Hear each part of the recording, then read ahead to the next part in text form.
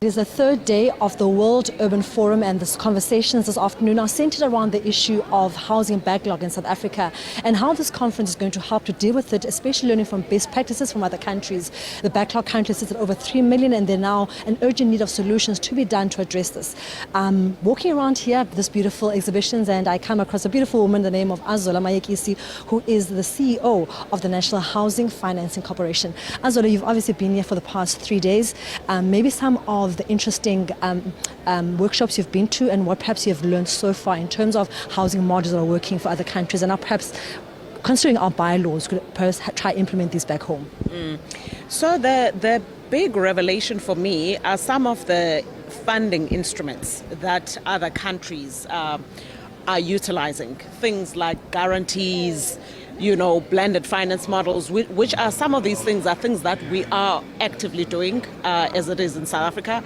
But because of our fiscal challenges, obviously, National Treasury is now reticent to issue guarantees, but certainly it is an instrument that does, de-risk transactions that we get to see, and it's something that the private sector also, we are able to unlock investment from the private sector through the utilization of guarantees as well. So it would be nice for the South African economy to turn such that eventually, National Treasury relaxes things a little bit when it comes to government guarantees, because that really does unlock investment. Even if we are going to the capital markets and you find that, our DMTN programs, are government backed, then you get subscription for the full extent of the capital that you require. Whereas if you do not have that government backing, then you wouldn't get full subscription for the funding that you require. So it's a lot of, different thinking, innovations with respect to financial instruments, and it's work that we are currently engaged with as well at the NHFC, just with respect to refreshing what we are doing.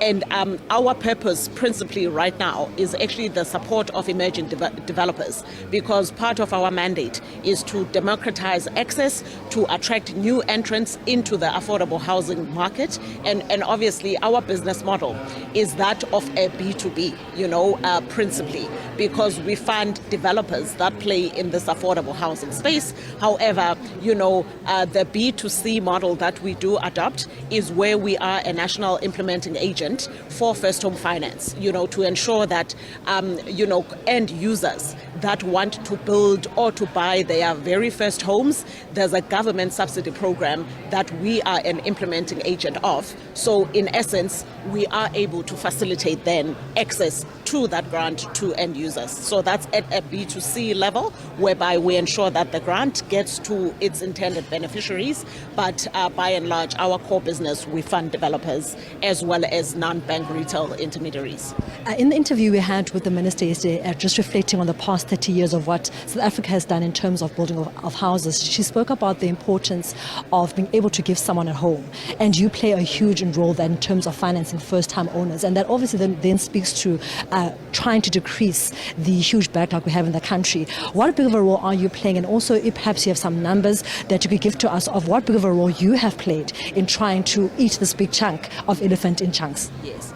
So the NHFC, since its establishment, because we track the numbers quite actively, it's just that, we do tend to have limitations that get introduced by the macroeconomic environment. So interest rates and where they are have a direct bearing of whether or not, of the speed with which we are able to deliver those houses. Because remember, interest rates have a bearing with respect to affordability, first of all, of building materials for the developer that is on the ground.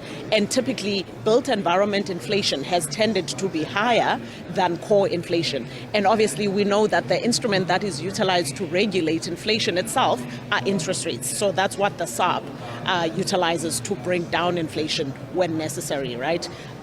So when we are in an upward interest rate cycle and interest rates are quite high, it's typically it's not easy to fund transactions, because the pricing of that funding then becomes unaffordable for the developers. And what you'll find is that the pace then at which they are able to deliver this housing stock, it slows down. Whereas when interest rates start coming down, that is when it is an opportune time to then start ramping up, that delivery. So since our establishment in 1996, and obviously interest rates, they fluctuate, right, through time.